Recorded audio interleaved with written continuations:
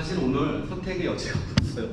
왜냐하면 우리 이영현 교수님도 오늘 이사를 좀 했어요. 그래서 또 이사차가 늦게 오기도 하고 해서 사모님이 너무 힘드시잖아요, 그죠? 그래서 어쩔 수 없었습니다. 그래서 저도 사실은 지금 잠을 못 자고 봤어요. 이 책이 많이 밀려 있고 논문이 많이 밀려 있어서 그럼에도 불구하고 오늘 또 안 하면 또 안 되는 상황이어서 사실 주제가 좀 어려워요. 유엔도 쉽지 않은 주제고 그 다음에 해외 선진국 사례도 되게 쉽지 않은 주제예요.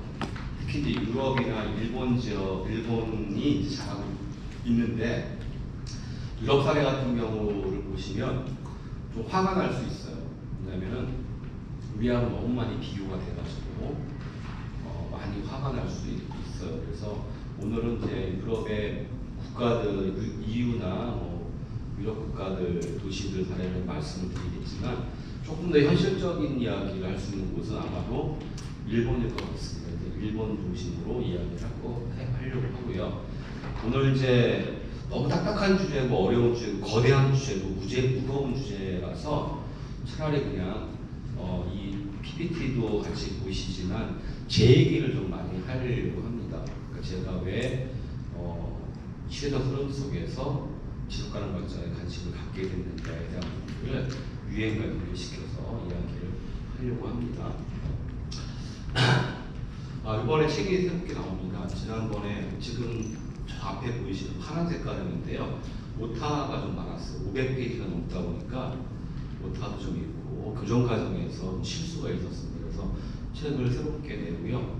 또 조만간에 이 SVD, ESG 키워드 읽기 시작하고 우리 대학원 학생들하고 함께 만든 SVD 17개 목표에 대한 아주 쉬운 해설서를 하나 만들었어요. 아마 다음 주 정도나 다음 주 정도에 책이 3권 정도 다시 나올 겁니다. 나중에 나오면은 회장님께 드리고 우리 또 위원들이 좀 보실 수 있도록 준비를 해보도록 하겠습니다. 유엔 얘기를 하기 전에요. 유엔이 언제 만들어졌는지를 한번 고려해 보시면 좋을 것 같습니다. 지금 지난 시간에 좀 얘기를 했지만 유엔 창립 올해 몇 주년 될까요? 78주년 맞습니다. 78주년이 맞고요. 1945년도 유엔 창립이 언제인지 아시죠? 10월 24일. 약간 세대 차이가 있을 거예요. 그러니까 나이가 드신 분들은 늘 기념일이었기 때문에 기억을 하실 거고 젊은 분들은 잘 모르실 겁니다. 어쨌든 10월 24일 1945년이에요. 근데 우리는 유엔의 도움을 굉장히 많이 받았어요. 아시죠? 언제 도움을 받았죠? 예, 한국전쟁 때 도움을 받았어요. 유엔에 가입되어 있는 여러 국가들이 공산 침략 세력들에 맞서서 함께 대한민국을 지켜줬죠. 그리고 우리가 또 경제 부흥을 했잖아요.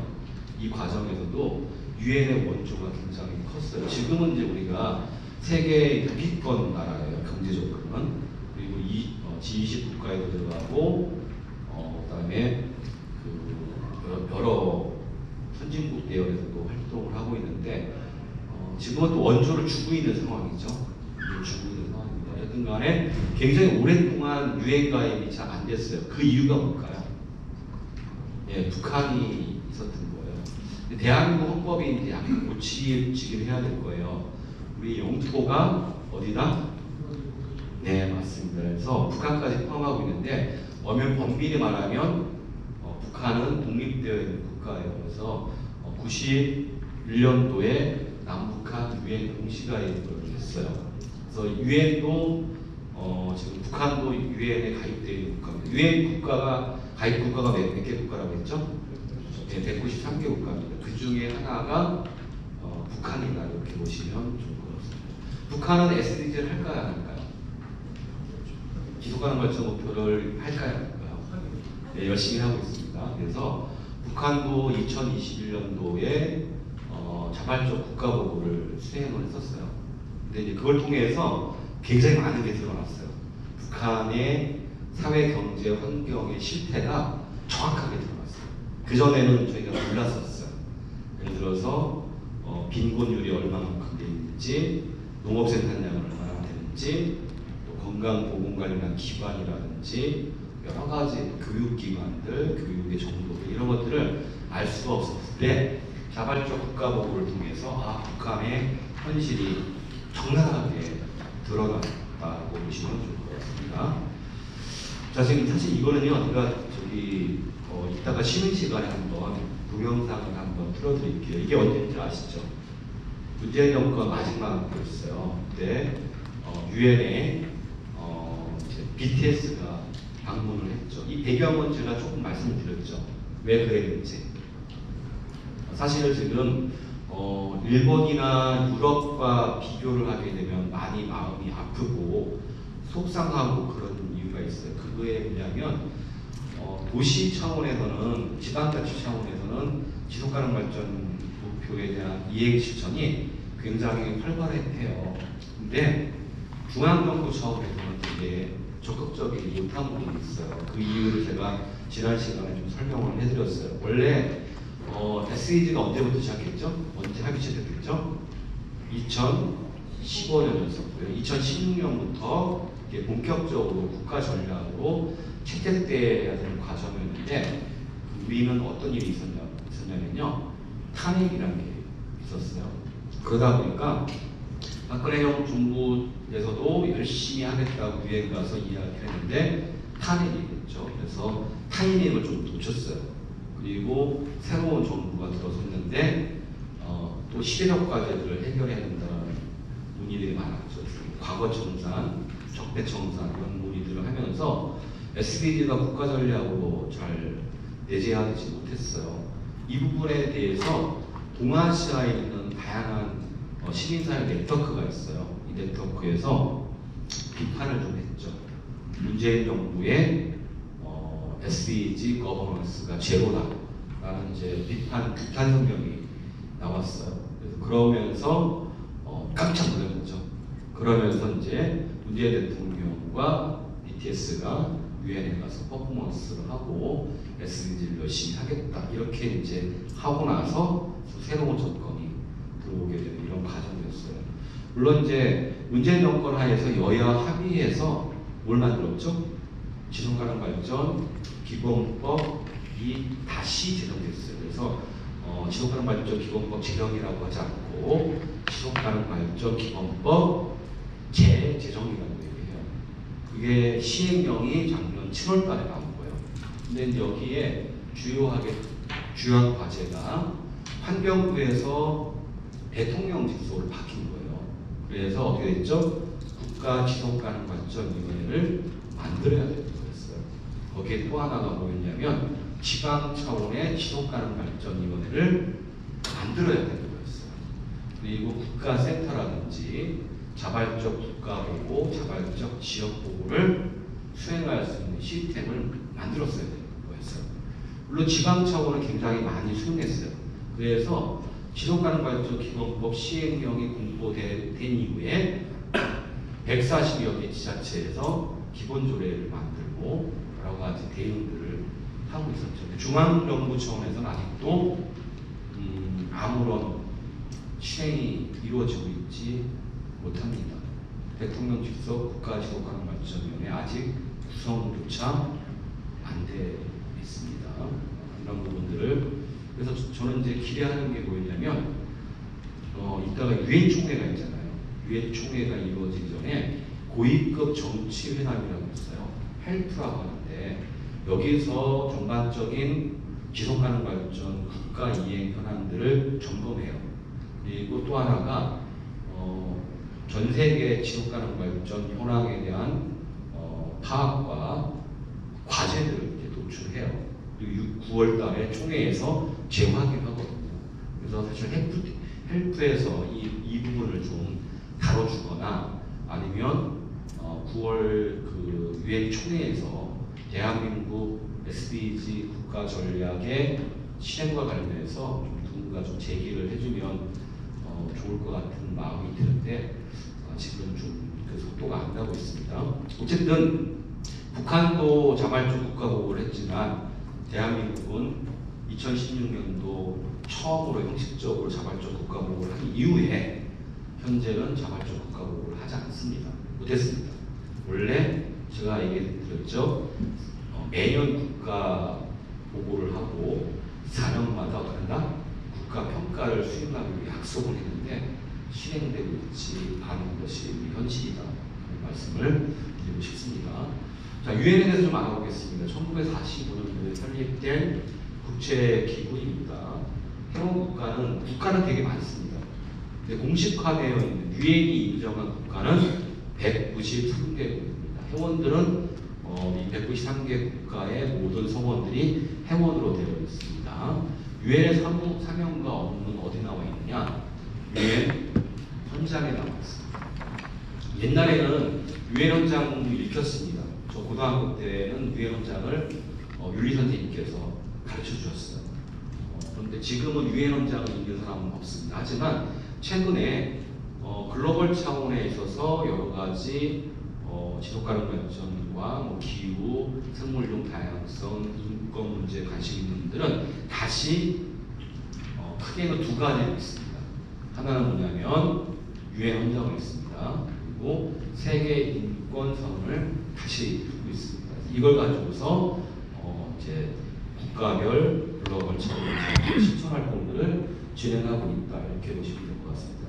유엔 헌장에 부여된 권한과 고유한 특성으로 인해서 유엔은 포인트가 있습니다. 뭐라냐면 평화와 안보, 경제, 사회, 문화, 환경, 인권, 자유 이런 것들과 관련한 글로벌 난제들을 토론하고 있습니다. 다만 이제 아쉬움이 있습니다. 뭐냐면 정부는 아닙니다. 유엔은 세계 정부가 아니기 때문에 엄밀한 차원에서의 규제, 제재 이런 부분들을 함부로 수행하지 못하고 있는 것은 사실입니다. 그래서 최근에 다시 논의되고 있습니다. 유엔의 권한과 역할을 높여야 된다. 왜? 이따도 말씀드리겠지만 유엔을 대체할 세계적인 국가 연대는 없어요. 네트워크가 아직까지. 그래서 그걸 대체할 수 없는 조건에서 유엔이 제대로 역할을 수행하기 위해서 필요한 전제는 유엔의 권한과 책임이 강화될 필요가 있다라고 이야기하는 거죠. 다만 아쉬움이 있죠. 될까요, 안 될까요? 예, 왜 안 될까요?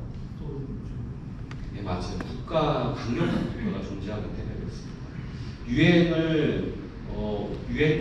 헌장에는 유엔 총회가 굉장히 중요한 기구로 되어 있죠. 하지만 실제로는 유엔 총회보다는 어디가 힘이 세죠? 안보리, 그다음에 상임이사회, 경제 이쪽 파트가 힘이 셉니다. 역시 똑같습니다. 대한민국하고 돈이 있고 권력이 있는데 힘이 있는 곳이 다수를 장악하고 있는 게 현실이다 이렇게 생각하시면 될 것 같습니다. 최근에 약간 변화가 있습니다. 그것은 뭐냐면 코피 아난 사무총장 때부터 유엔 혁신 논의가 있어 왔어요.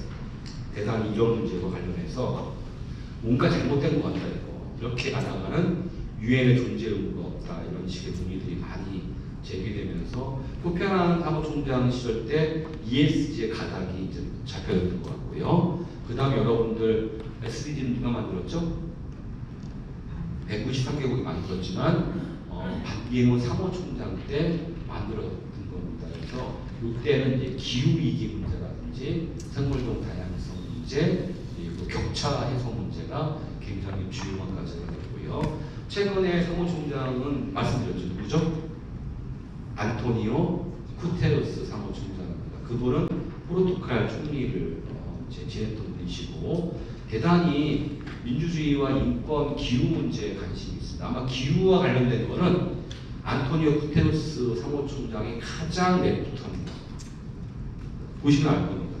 신문 기사를 보면은 굉장히 강합니다. 그리고 글로벌 차원에서 강한 국가와 약한 국가 있잖아요. 선진국에 대한 또 글로벌 기업에 대한 제재를 굉장히 강조하는. 그러니까 이를테면 책임을 더 질 사람들이 질 나라가 져야 될 주체가 더 많은 책임을 져야 된다는 어떤 원칙이 확고하신 분이다 이렇게 보시면 좋을 것 같습니다. 그래서 기후 문제, 지속가능 문제, 인권, 군축, 테러, 인도주의 이런 문제와 관련한 부분들 특히 또 요즘에는 최근에 코로나를 겪어봤습니다. 그래서 건강과 보건에 대한 문제, 그리고 또 하나 글로벌 비상사태가 있습니다. 이건 이제 뭐 코로나도 있지만 전쟁이라든지 테러와 관련된 부분도 있습니다. 그래서 이런 것들에 대한 공동 대응들, 성평등, 거버넌스, 식량 생산 다 SDG 17개 목표와 관련되어 있는 주제를 지금 이제 유엔의 의제로 다루고 있다 이렇게 보시면 좋을 것 같습니다. 지금 보시는 게 유엔 헌장입니다. 영어로 되어 있고요. 한국어로 번역되는데 한국 번역이 여전히 문제가 많습니다. 지금도 제가 보면 외교부 페이지가 화가 납니다.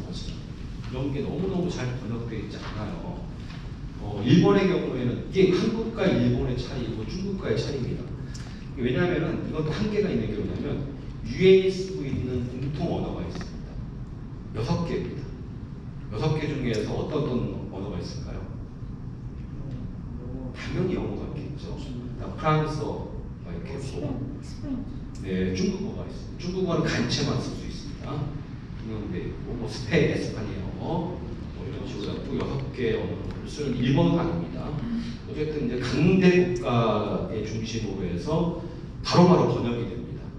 그러니까 중국도 계속 이제 유엔 홈페이지 가면 중국어로 바로 번역이 되고, 영어, 스페인어, 뭐 프랑스어, 뭐 번역이 되는데 우리는 좀 번역이 안 되고 있어요. 그러니까 사실은 영어를 좀 할 줄 알아야만 유엔 홈페이지에 들어가서 뭐가 있다 이렇게 볼 수가 있는 상황입니다. 이런 부분들이 있고요. 다만 일본은 조금 상황이 나은 게 뭐냐면 일본 정부 차원에서 연구자들이나 일반 시민들에게 유엔 정보를 그때그때 전달해 주기 위해서 번역을 해줍니다. 일본이 되게 연구자들이 공부하기가 좀 좋은 조건이에요. 비영어과. 대학에 있는 교수들 영어 잘 안 씁니다. 요즘에 물론 젊은 교수들은 많이 쓰고 있는데 옛날에는 번역청이 따로 있었어요. 그러다 보니까 새로 나오는 이제 이론들을 바로 한 달이면 번역을 합니다. 근데 대한민국은 어떻죠? 교수들이 이거 다 합니다. 번역도 해야 되고 강의도 해야 되고 논문도 써야 되고 책도 써야 되고 여러 가지 또 프로젝트도 수행해야 됩니다. 지금은 또 프로젝트 안 하면 학교 잘립니다.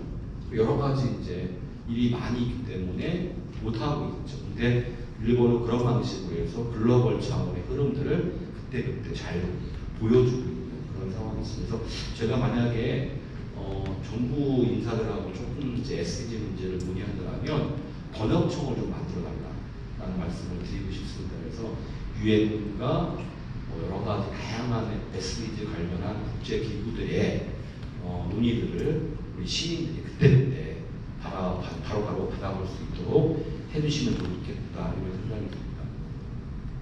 자, 유엔 헌장을 잠깐 보시면요, 1945년도 6월 25일 50개 국가가 서명을 했습니다. 그리고 45년도 10월 24일 발표가 됐는데요. 여기에는 이제 전문가 총 19장 111조로 이루어져 있습니다. 이따가 이제 보시겠지만 서문에 보면은 이제 첫째 부분이 평화 유지, 국제 안보, 인권 존중에 대한 전반적인 요청을 포함해 놨고요. 두 번째 부분은요, 유엔의 모든 국민의 정부가 이 헌장에 동의하고 있음을 선언합니다. 물론 절대 동의하지 않았습니다. 많은 서명을 해놓고 절대 실천하고 있지 않다 이렇게 말씀을 드리시면 좋을 것 같습니다. 아쉬운 부분입니다. 자, 여기 보시면은요, 내용들이 쭉 되어 있어요. 빨간 색깔 한번 봐주세요. 우리 연합국이 어쩌고저쩌고 쭉 나와 있어요. 그 다음에 이러한 목적을 위해서 되게 좋은 말만 써 있어요. 관용을 실천하고 선량한 이웃으로서 상호 간 평화롭게 같이 생활하고 국제평화 안전을 유지하고 공동의 이익을 보장하고 등등등 이렇게 나와 있습니다. 그래서 첫 번째 목적, 유엔이 성립되어 있는 목적은 유엔 헌장에서 하나, 둘, 세 개로 보시면 좋을 것 같습니다. 첫 번째는 평화입니다. 두 번째는 국가 간 우호 관계를 유지하는 것. 여기에 플러스 또 하나가 있습니다. 자결의 원칙입니다. 전 세계적으로 합의하고 협력하지만 각 국가가 갖고 있는 고유한 권한과 특색을 존중한다라는 것입니다. 굉장히 중요하고요. 세 번째는 경제, 사회, 문화, 인도적 성격을 갖는 국제 문제와 관련해서 인권과 자유에 대한 존중의 방식을 통해서 문제를 해결해 나가는 것이 중요한 부분입니다. 참고해 보시면 좋을 것 같습니다. 자, 이거는요 유엔의 기구입니다. 사실 이건 뭐 관심 있는 분들은 뭐 보셔도 되고, 또 최근에 저희 대학뿐만 아니라 대학원생들 만나면서 많이 얘기하는 게 유엔이나 유엔 관련 기관에서 근무하고 싶다라는 사람들이 꽤 많습니다. 그래서 한번 참고해 보시면 좋을 것 같은데요. 일단 중요한 건 총회고요. 안전보장이사회, 경제사회이사회, 사무국, 국제사법재판소, 신탁통치위원. 신탁통치위원회 들어보셨죠? 우리 한국에서도 이 문제를 가지고 굉장히 좌우고 나눠지는 계기가 되었던 측면이 있는데 어쨌든 이런 부분들이 있습니다.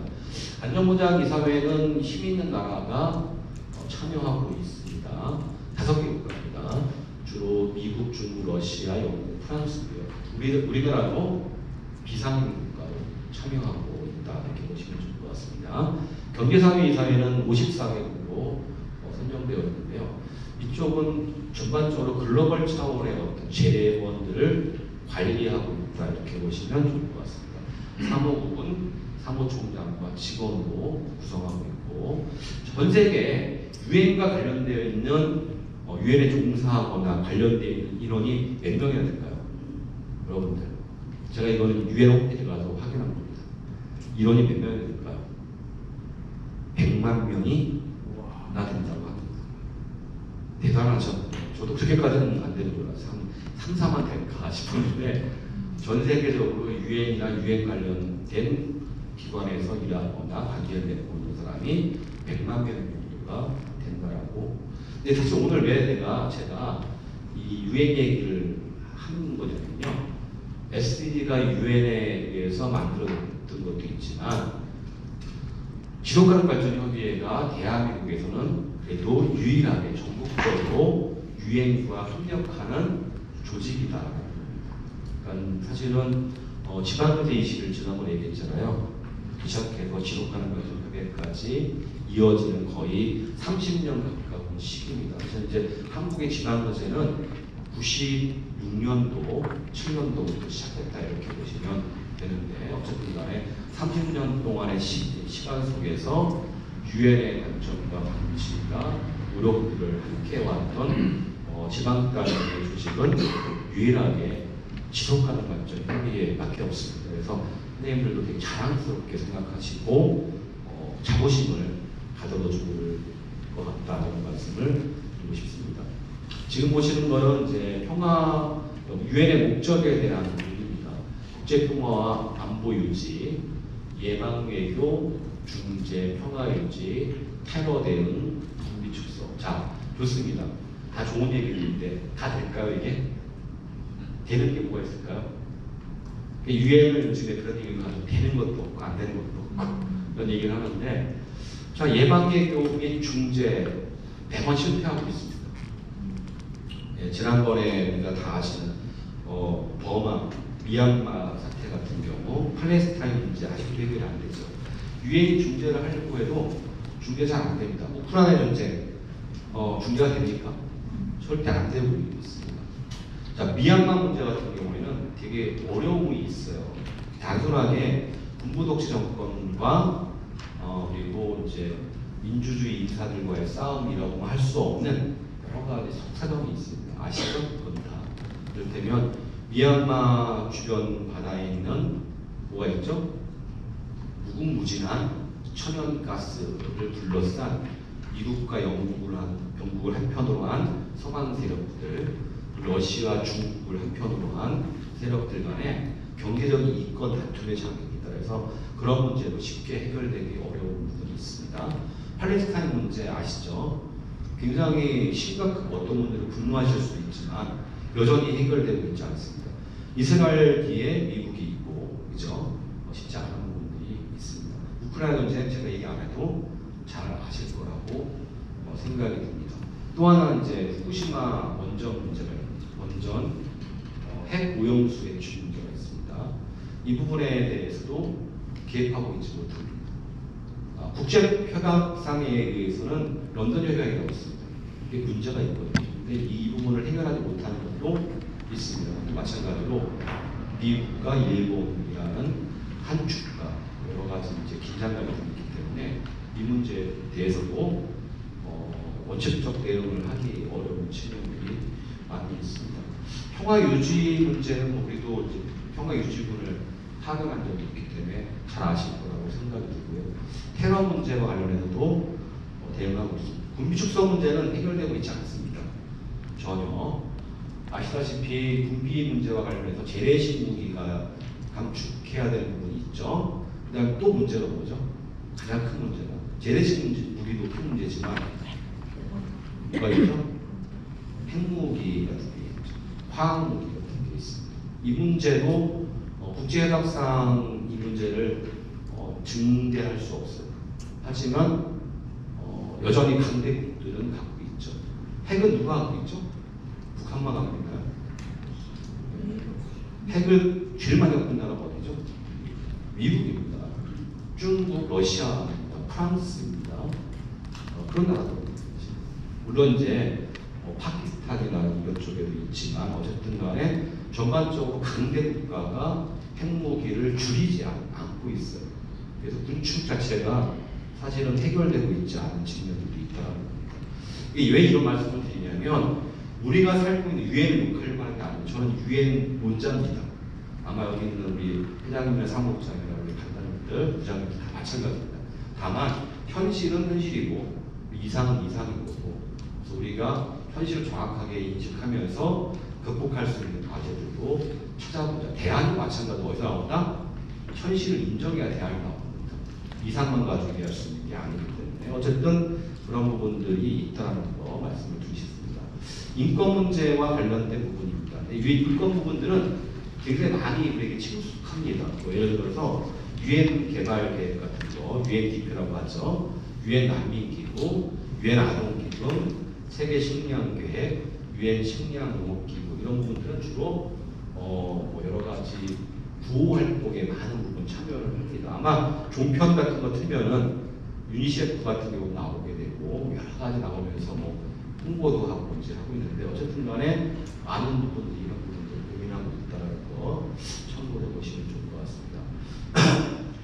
그리고 최근에는 공통된 과제가 있습니다. 왜냐하면 지속 가능 발전과 관련한 부분들, 기후 문제와 관련한 부분에 유엔 관련한 기관들이 열심히 하고 있다는 겁니다. 쭉 보시면은 지속 가능 발전 정상회의가 있습니다. 기후행동 정상회의. 그다음에 중요한 게 우리의 이제 SDG를 강화하고 실현하고 혁신하는데 커다란 영향을 미치고 있는 게 뭐냐면 지속 가능 발전에 관한 유엔 고위급 정치 포럼입니다. 유엔 정치 고위급 정치 포럼, 그래서 이게 헬프라고 하거든요. 이 헬프에서 뭘 논의하냐면 두 가지 단위로 나눠서 회의를 합니다.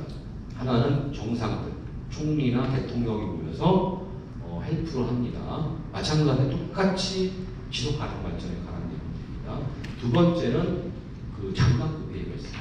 그래서 실무적 차원에서 어떻게 할 것인지를 논의하고 있습니다. 그래서 매년 헬프를 통해서 논의됐던 내용들이 총회의 안건으로 올라간다 이렇게 보시면 좋을 것 같습니다. 나머지 쭉 한번 참고해 보시면 좋을 것 같습니다.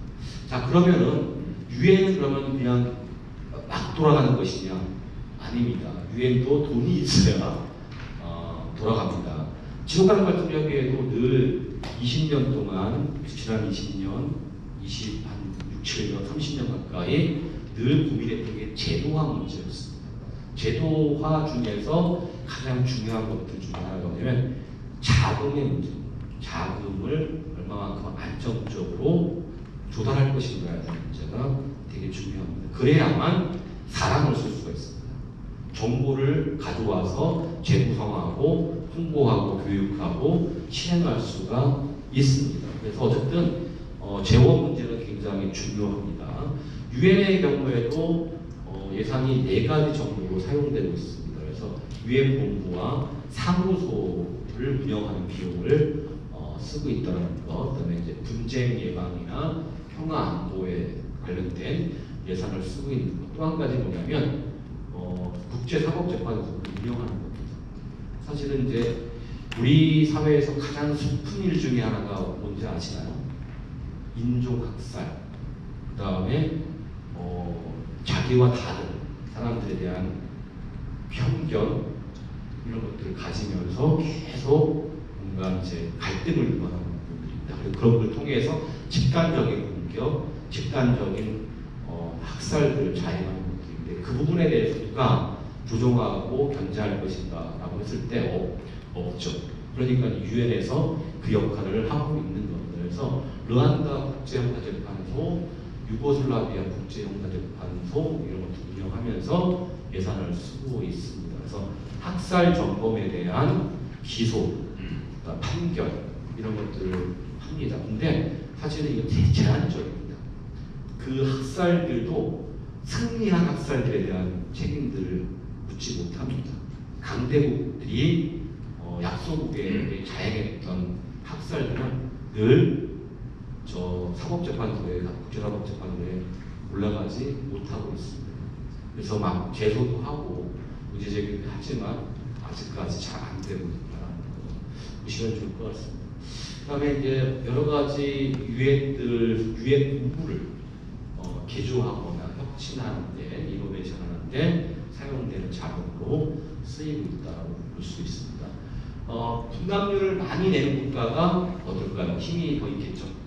어디가 제일 많이 내는지 한번 쭉 보십시오. 어디가 내는죠? 미국, 중국, 일본, 독일, 영국, 프랑스, 이태리, 브라질, 캐나다, 러시아, 한국, 호주, 스페인. 잘 나가는 겁니다. 근데 순위가 조금 바뀌었습니다.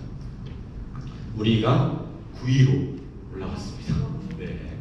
그만큼 유엔에 대한 책임을 더 하고 있다는 거 보시면 91년도에는 0.69%밖에 안 됐는데 지금은 우리 분담률 비율이 2.573%로 올라가 있습니다. 예산 얼마나 될까요?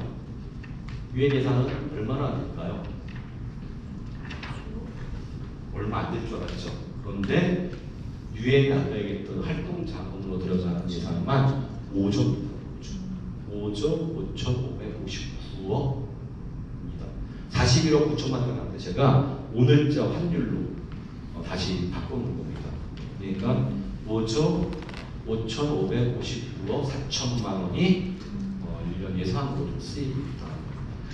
지난번에 얘기했죠. SEG 1년 예산은 얼마라고 했죠? 전 세계적으로 7,000조를 쓰고 있습니다. 유럽연합의 1년 예산과 맞물려지는 것입니다. 참고해 주시면 좋겠습니다. 자, 유엔을 지속 가능한 세계를 위한 유엔의 과제입니다. 그래서 일단은 그걸 보시면 될 것 같아요. 유엔의 사실을 강조하는 것은 여전히 유엔 헌장도 있고 세계 인권 선언도 있지만 또 하나 2030 지속 가능 발전 의제입니다. 우리 세계의 전환 2030 지속 가능 발전 의제가 바로 유엔 활동의 기본적인 지침으로 되어 있다고 보시면 될 것 같습니다. 거기서 핵심적인 가치가 뭐였다고 했죠? 지구 규모, 그 다음에 뭐였죠? 백캐스팅, 그 다음에 또 하나 있었죠? 하나 기억해보세요. 아무도 소외하지 않는다. 누구도 소외하지 않는다. 어느 지역도 소외하지 않는다. 이런 부분입니다. 그래서 유엔은 누구도 소외하지 않도록 유엔의 역할과 책임을 다하겠다라는 겁니다. 물론 그렇게 안 됩니다. 하겠다라는 의지를 보여준 거고요. 또 하나가 지구 수호입니다. 지구를 누가 지키느냐? 짱가? 우리 김덕일 회장님, 일단 유엔이 지구 수호에 성공대가 되겠다 이렇게 말씀을 하고 있습니다. 그래서 자연재해, 가뭄, 사막화, 식량, 물 부족, 산불 화재, 특히 요즘에 제일 많이 빈번하게 일어나는 게 산불과 화재입니다. 그건 알죠? 기후는 기후위기와 상당히 관련되어 있는 겁니다. 해수면 상승도 마찬가지로 지구온난화와 관련되어 있습니다. 사실은 사막화도 그렇고요. 식량 부족도 기후온난화와 굉장히 많이 관련되어 있다 이렇게 보시면 좋을 것 같습니다. 그래서 지금 이제 이렇게 얘기를 하죠. 뭐냐면 역사적인 기회, 그러니까 우리가 지구를 살릴 수 있는 마지막 세대라는 것을 강조합니다. 여러분들하고 우리 바로 밑에 있는 미래 세대는 지구를 살릴 수도 있고 줄일 수도 있는지 더 이상은 없어요. 이제 우리가 노력을 하면 마지막 세대는 또 실패를 해도 마지막 세대가 된다는 부분들을 굉장히 많이 강조하고 있습니다. 평화 촉진 분쟁 예방과 관련한 활동을 좀 하고 있습니다. 비확산 문제, 핵의 비확산 문제, 군축에 관한 문제 이런 부분들은 지속적으로 노력을 하고 있지만 여전히 장벽이 많긴 하다는 거. 그 다음에 중요한 게 뭐냐면 이제 적대적 관계, 긴장 관계가 조금 넓어졌습니다. 그냥 지구 영토 내 문제가 아닙니다. 남북도 이제 서로 간에 선진국들의 영토 전쟁을 하는 곳이고요. 또 요즘에 재미있는 게 있지 않습니까? 달나라를 막 보내잖아요. 그죠? 달 같은 경우에도 영토 분쟁을 지금 하려고 하는 그런 기류들도 보입니다. 그래서 단순하게 육상에서의 어떤 전쟁만이 아니라 해상, 지금 또 해상 마찬가지입니다. 후쿠시마 핵 오염수 문제와 관련해서도 사실은 굉장히 큰 위기 문제일 수도 있고 갈등 요소가 될 수 있는 측면도 있습니다. 무엇이 옳다고 얘기하는 게 아니라 그 자체가 그렇다는 말씀을 드리는 거고요. 또 사이버상의 문제가 또 한 가지가 아까 말씀드린 우주, 이제 가까운 다른 행성에 대한 영토 전쟁도 지금 일어나고 있는데 그걸 누구 할 것인가에 대한 부분도 유엔의 몫으로 제기되고 있다는 겁니다. 국제법 준수가 있습니다. 사실 이 국제법 준수도 넘어서야 될 과제이긴 한데요. 어쨌든 이것도 참고해 보시면 좋을 것 같고 중요한 것은 유엔에서도 강조하고 있는 것 중에 하나가 아까 이렇게 세 가지 기후, 생물종 다양성, 격차의 문제 중에서도 최근에 이제 격차 중에서는 성평등 문제가 굉장히 중요합니다. 근데 잘못 이해하시는 게 있어요. 성평등과 관련해 가지고는 단순하게 그 여성과 남성의 권한과 지위 문제에 대한 갈등으로만 이해하시는데 유엔에서 얘기하고 있는 5번 목표의 핵심은 뭐냐면 모든 여성과 여아의 권리를 증대하는 겁니다. 역량을 강화하는 부분입니다. 그 부분에 초점을 맞춰서 이거는 교육과 인프라 구축과 상당히 많이 관련되어 있거든요. 예를 들어서 제3세계의 경우에는 잘 아시겠지만 여성들에게 교육 기회가 많지 않습니다. 그렇죠? 우리가 옛날에 70년대, 80년대까지 그랬잖아요.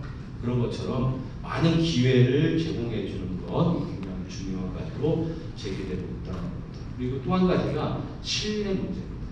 우리가 사실은 여기 와서 공부하는 이유가 뭐냐면요. 일종의 사회적 자본을 강화하는 겁니다. 그러니까 경제적 자본도 중요하지만 사회적 자본이 있어요. 서로에 대한 신뢰거든요. 신뢰가 없는 사회는 늘 갈등하고 투쟁하고 대립하고 적대하고 그래서 망합니다. 제가 처음 강의할 때도 말씀드렸잖아요. 지속가능 발전은 무엇이 옳고 그런 것들을 나누고 쪼개고 분리하고 분석하는 게 아니라 합하게 하고 통하게 하는 것이다. 결국은 지역사회 사회적 자본을 강화하는 것들이다. 이렇게 이제 신뢰를 구축하는 것이다. 건데 그 신뢰 강화에 있어서 유엔이 어떠한 역할을 할 것인가에 대한 것들을 하는 거죠. 그래서 유엔 사무총장 요즘에 발언권을 높인 이유가 있어요. 자꾸만 미국에다가 압박을 가하고 시름거리 많이 하거든요. 중국에 시름거리 많이 하고 그 다음에 기업이 특히 글로벌 자본가들에 대한 비판들을 많이 하는 이유가 뭐냐면은 그런 균형을 맞춰주고 신뢰감을 형성해 주려고 하는 겁니다. 왜냐하면 저도 오늘 보면서 페이스북에 글을 썼지만 온갖 민족 정기가 잘 안 잡히고 온갖 정의가 잘 실현되지 않고 특정한 편향들이 막 강화되는 사회에서는 서로를 믿지 못합니다. 누가 여기다가 그런 사회에다가 자기 자신을 희생할 수 있겠어요? 정의를 위해서 이웃과 동포를 위해서 누가 희생을 하겠냐는 거죠. 그런 것들 전제는 뭐냐면 사회 약자들이 뭔가 더 많은 목소리를 낼 수 있게끔 하는 것, 그들에게 공정한 기회를 주는 것, 어떠한 경우들에도 평등은 아닙니다. 평등은 똑같은 걸 얘기하는 거고요. 공평인 거죠. 공평성, 형평성을 갖고서 대하는가가 굉장히 중요한 거죠. 물론 안 될 겁니다.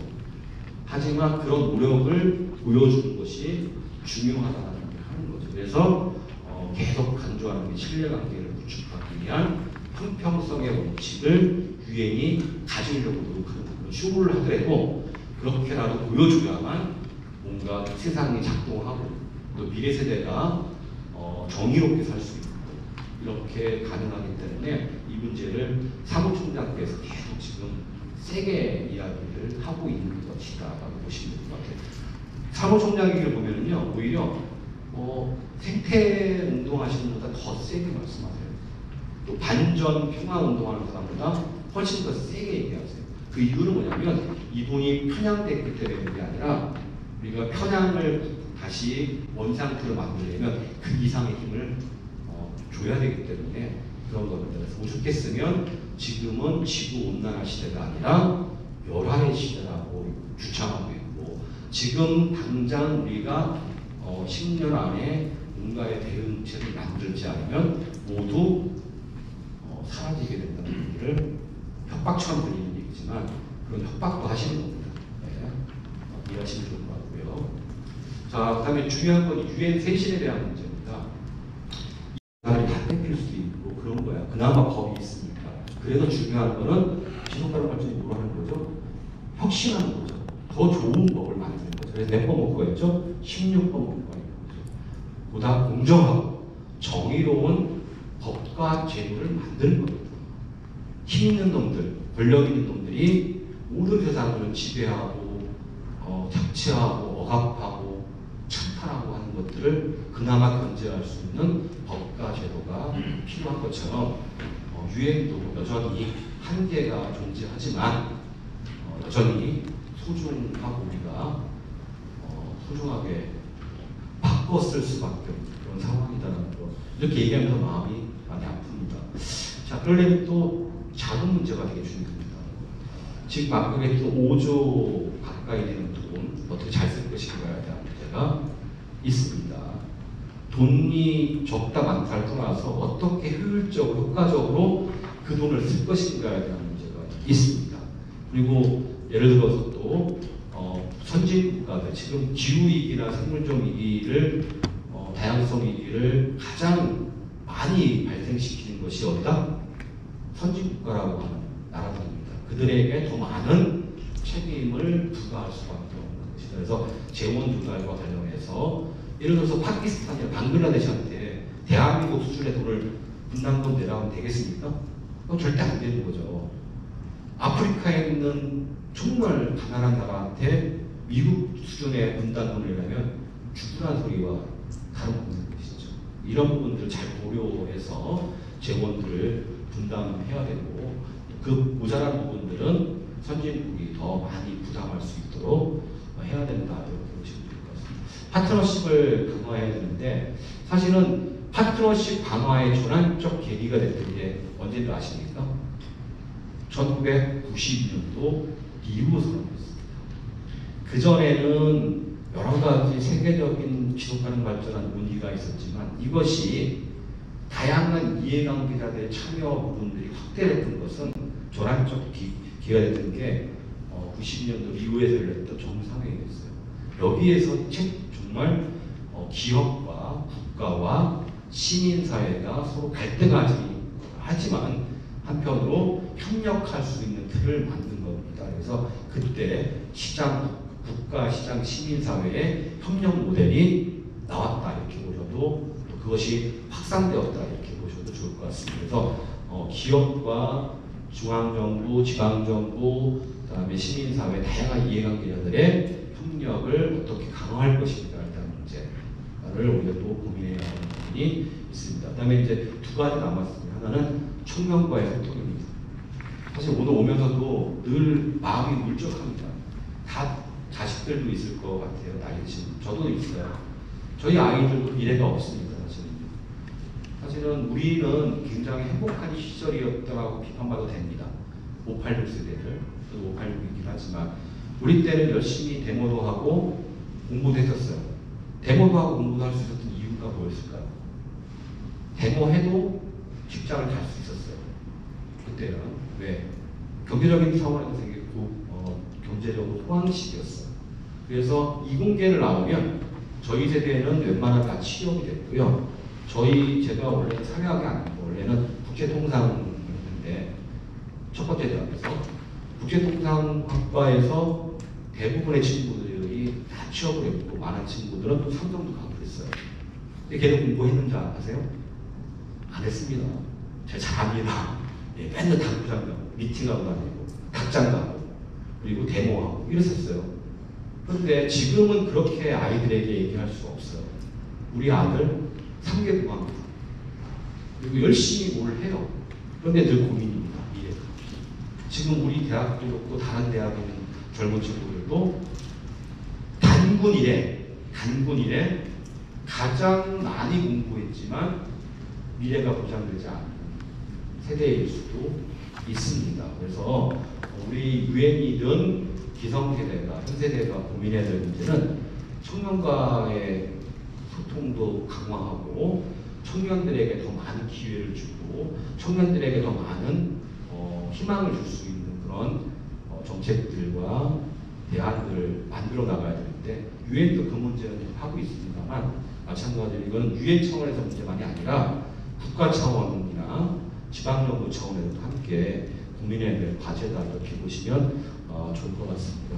자, 이 부분 되게 중요합니다. 한번 읽어보겠습니다. 지구상의 유엔만큼 정통성 있고 전 세계를 규합하는 힘과 규범적 영향력을 가진 기구는 현재 있다 없다? 없다. 전쟁의 참여로부터 장래 세대를 구하기 위해서 유엔은 창설되었다. 긍정적인 얘기입니다. 예.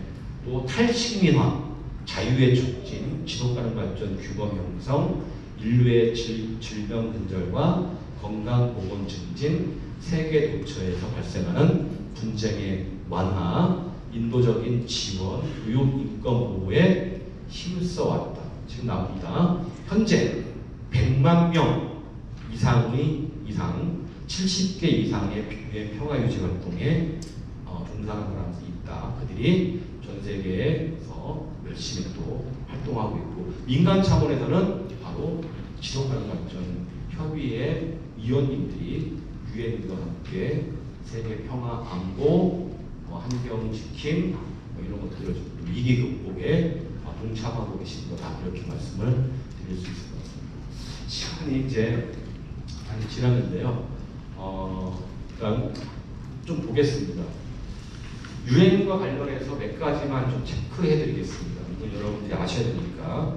유엔 창립 78주년 10월 24일입니다. 그런데 매년 유엔은 5년 단위로 대단히 중요한 의미들을 부여합니다. 그래서 2020년도가 굉장히 중요한 해였습니다. 왜? 유엔 창설 75주년 때문에 그렇습니다.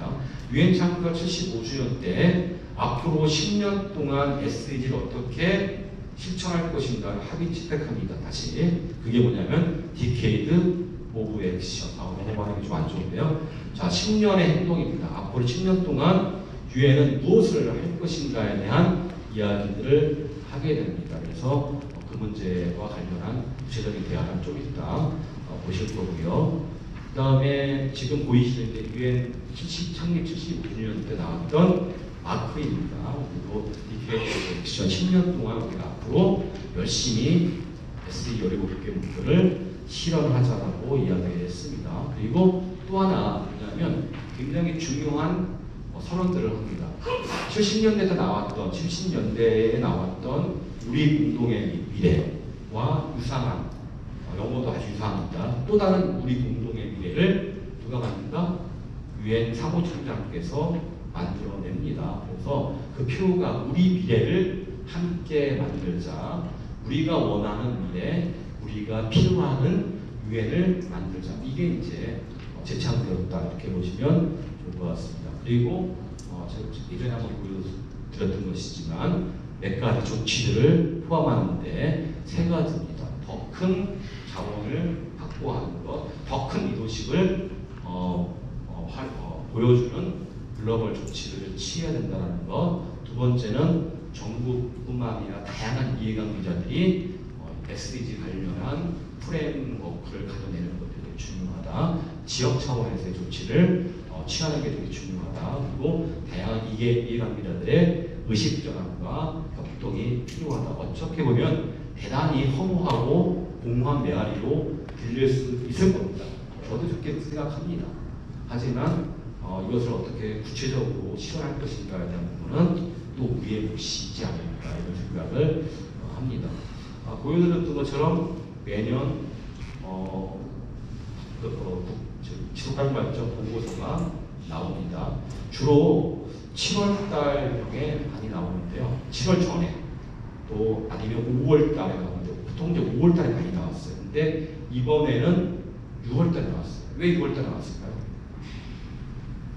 프랑스 대통령께서 뭘 얘기했냐면 전 세계 차원에서 금융 관련한 금융기획에 관련한 정상회의가 있었습니다. 그 시점 맞춰서 정상들이 모이니까 다시 한번 확인을 한번 시켜보겠다고 해가지고 6월 25일쯤에 6월 21일쯤에 나오게 된 겁니다. 랭킹 보시면 지난번에 말씀을 드렸습니다. 주로 유럽 선진 국가들이 랭킹의 선두를 쓰고 있다는 거 참고해 보시면 좋을 것 같고요. 자발적 국가보고도 나오고 있습니다. 그래서 자발적 국가보고 같은 경우에는 사실 그 자체가 목적은 아닙니다. 자발적 국가보고를 통해서 각국의 목표가 얼마만큼 진척되어 있는지 또 이것을 단점이 뭐고 장점이 무엇인지 그래서 이걸 통해서 다른 나라도 장점을 이제 수용하는 이런 어떤 차원에서 어떤 혁신할 과제에 대해서 함께 공유하는 내용들을 담고 있다 이렇게 보시면 좋을 것 같고요. 자발적 지역보고도 계속 나오고 있다라는 겁니다. 제가 지난 시간에 한번 얘기를 해드렸습니다. SDG가 확산하는 요인들 글로벌 차원에서 SDG가 지금 되게 주요한 키워드로 되는 요인들 관련해서 유엔의 의지를 얘기했었고 두 번째는 혁신적인 지방정부의 전략이라는 차원에서 말씀을 드렸습니다. 이게 마찬가지로 전체 차원, 전 유엔 도시, 유엔 가입 도시 차원에서 지금 5가지 부분들이 작동되고 있는 거예요. 이 클레이뿐만 아니라 우리도 이 문제를 고민하고 있는 겁니다. 그래서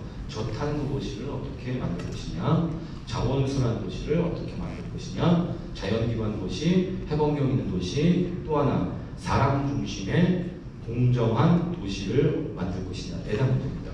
이 문제는 대단히 중요합니다. 왜 사람 중심이냐에 대한 문제입니다.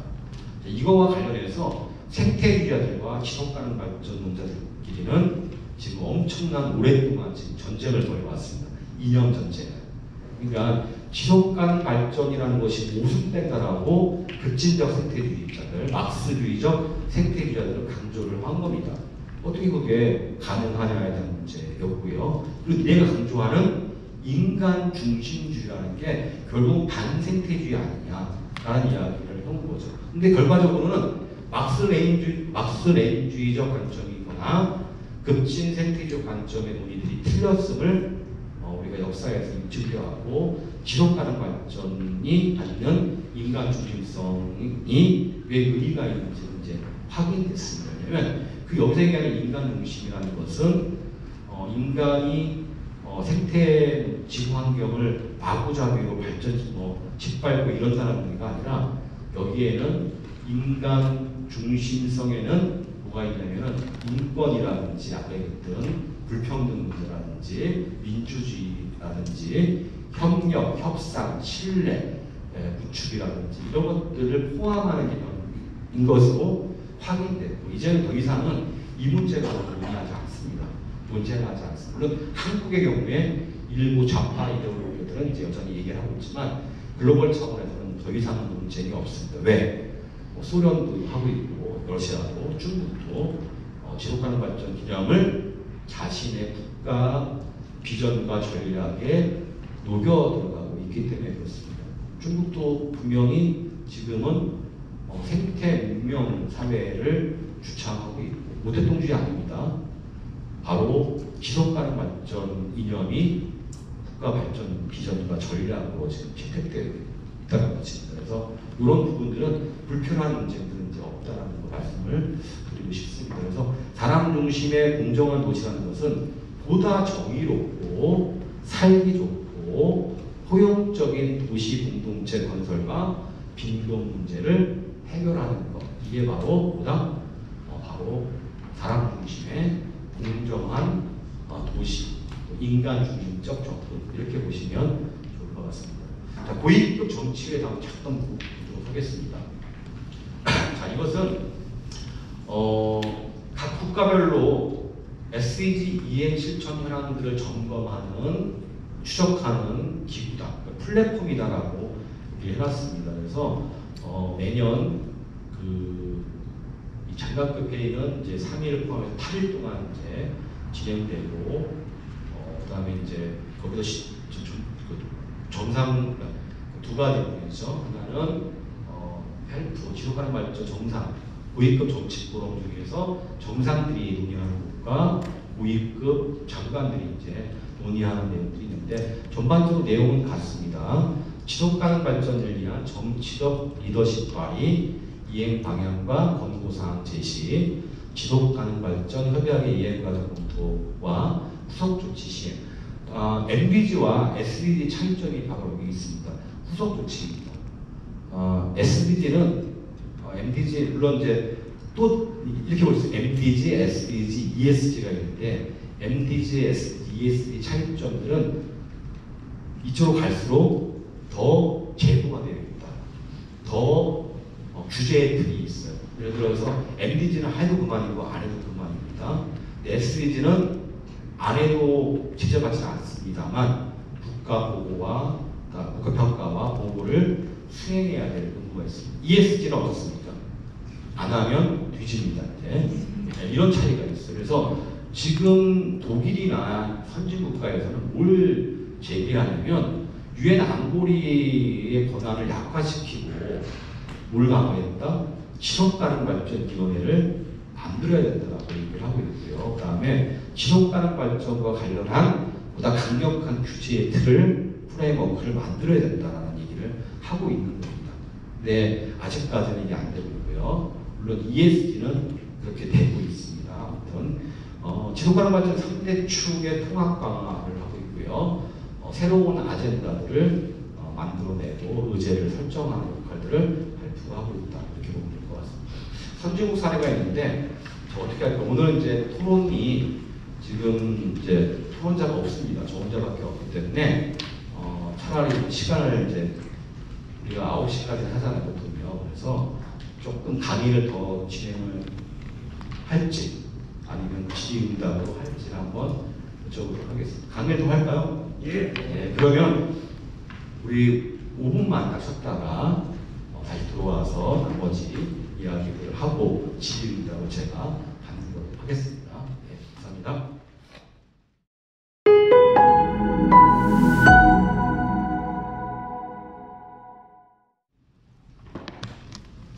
잘 보셨죠? 네. BTS 지금 이제 사무장님한테 들었거든요. 저게 마지막 장면에 보면 이렇게 막 손짓을 많이 하잖아요. 저게 이쪽에 수화래요. 국제 수화래요. 처음 들었습니다. 함께 뭐 뛰어놀고 함께 우리 문제를 풀자, 걷고 이런 식의 내용들을 담고 있다고 합니다. 우선 BTS 영향은 컸고요. 지난 시간에 말씀드렸던 것처럼 우리 블랙핑크도 아시아인 최초로 SDG 홍보대사가 돼서 지금 많이 활동하고 있습니다. 사실 이제 선진국 사례를 말씀드려야 되는데요. 제가 우울해집니다. 왜냐하면 오늘 비도 오고, 왜냐하면 너무 격차가 좀 크면은 또 이상과 현실이 또 너무 또 차이가 나면 그 갭 때문에 사실 잘 의욕을 상실하게 될 수도 있어요. 그래서 자료를 한번 보세요. 어차피 이거 책으로 나올 겁니다. 유럽이나 각국 도시 사례들은 좀 나오는데 그래도 이제 포인트만 좀 말씀을 드릴게요. 이제 유럽의 주요 국가들이 우리는 주로 이제 중앙정부, 지방정부, 그다음에 이제 지속협이나 시민사회단체가 SDG를 열심히 하고 있는데 유럽의 경우에는 지방의 역할이 굉장히 큽니다. 그리고 공무원들의 역할이 굉장히 커요. 그래서 이 그림들을 보시면은 조직토 같은 걸 보시면요, 대체적으로 지방 의원과 공무원들의 어떤 책임성과 역할이 굉장히 높다라는 부분들 그다음에 중요한 거는 법과 제도입니다. 그래서 중앙정부, 지방정부 차원에서 모든 법률을 지속가능 발전과 연결시켜서 법률화 시켰다라는 것. 그리고 중앙정부 차원도 다 지속가능 발전 이원이다. 이렇게 보시면 쉽게 이해될 수 있을 것 같습니다. 우리나라는 아직 이제 조금 더 걸릴 것 같습니다. 그래서 여기 계신 분들이 또 열심히 공부하시고 열심히 또 각각의 처해 있는 현장에서 열심히 노력하시면 그 시간이 조금 더 앞당겨지지 않을까 싶은 생각이 듭니다. 자료를 보시면은요, 유럽 연합의 사례들은 쭉 제시해놨습니다. 자료 한번 읽어보시고요. 이걸 비교와서 좀 많이 얘기하면 힘들 것 같아요. 그래서 쭉 보시면은 되고요. 일본 사례만 몇 가지만 찍어드리고 질의응답 받고 넘어가는 걸 하겠습니다.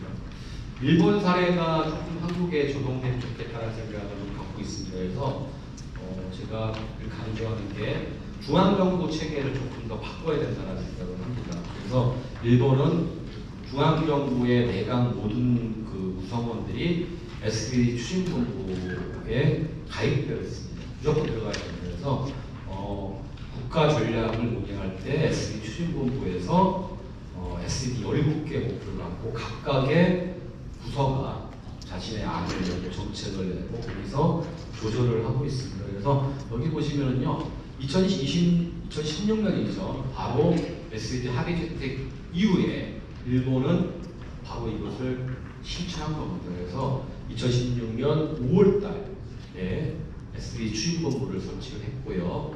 거기에 본부장은 부당 총리께서 하시고, 그다음에 부본부장은 내무부, 내각부라고 하죠. 내무성 이 두 장관이 부본부장을 맡게 됩니다.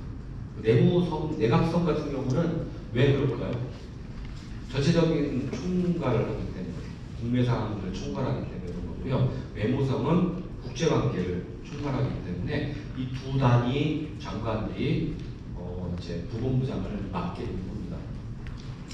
그 밑에 이제 오타케이 밑에는 추진본부가 있다라고 말씀을 드렸고요. 지방 차원에서는 SDG 관련해서 지방창생 SDG 사무국이 작동됩니다. 그리고 나중에 한번 제 꿈이 하나 있습니다. 그러니까 여기 있는 선생님들하고 같이 함께 실현하고 싶은 꿈이 뭐냐면, 우리 BTS가 뭐에서 춤췄죠? 예, 유엔이죠. 유엔이 한번 같이 하는 겁니다. 선생님들과 같이 마음을 모아서 우리가 열심히 실천해서 초청을 받아서 가는 겁니다. 그러니까 제가 예전에 한번 그 소개는 안 해드렸지만 일본의 한 대학교 학생이 그걸 했었어요. 뭐랬냐면 SDG 관련해서 17개 관련한 목표를 사진으로 담는 콘테스트를 했었습니다. 그게 이제 처음에는 대학생들만 했었거든요. 근데 좋은 카메라를 찍는 게 아니라 스마트폰으로 찍는 거예요. 근데 이걸 가지고 내가 왜 이 사진을 찍었을까를 잘 설명하는 거예요. 그걸 보고 사람들이 투표를 하는 거지. 이게 최고다. 내가 그거를 상을 주고 있는데, 이게 단순하게 그 대학에서만 진행된 게 아니라 어디로 갔냐면 고등학생까지 갔고 전국 행사로 바뀌었어요. 그거를 유엔에서 알게 된 거예요. 그래서 이걸 추진해왔던 그 학생들 그룹을, 그리고 사진들을 어디로 갖고 왔냐? 유엔 본부로 가져갔어요. 전시회를 했습니다. 그런 것처럼 그렇게 한번 진행해보면 좋겠다는 생각이 많이 들었고요. 또 하나는 이제 여기처럼 일본의 경우에는 SDG 모델 도시라고 합니다. 미래 도시 해가지고 1년에 30개를 선정을 합니다. 그러니까 이제 지방 소멸 문제가 되게 심각해요. 우리도 지금 지방 소멸 문제 심각하잖아요. 제가 있는 경주대학교 경주는요, 지금 굉장히 심각합니다.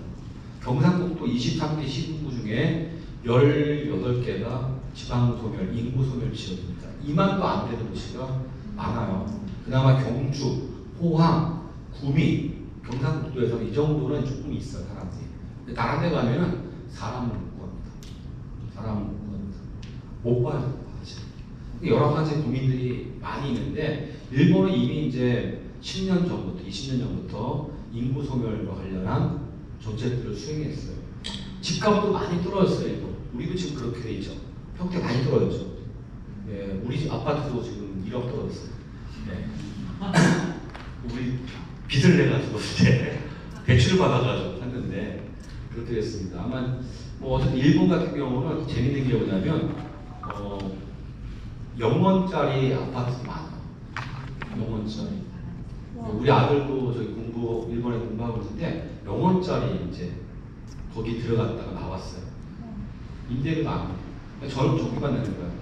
전등기, 관리 이런 것만 내는 거야. 그만큼 빈집이 되게 많아요. 그만큼 인구들이 많이 줄어든 거죠. 그래서 일본은 인구 소멸과 관련한 대응들을 하는데 다 할 수 없잖아요. 모든 도시에 다 투여할 수는 없고. 그렇지 어쨌든 지금 저출산 고령화 시대이기 때문에 그걸 막을 수는 없어요. 그렇죠?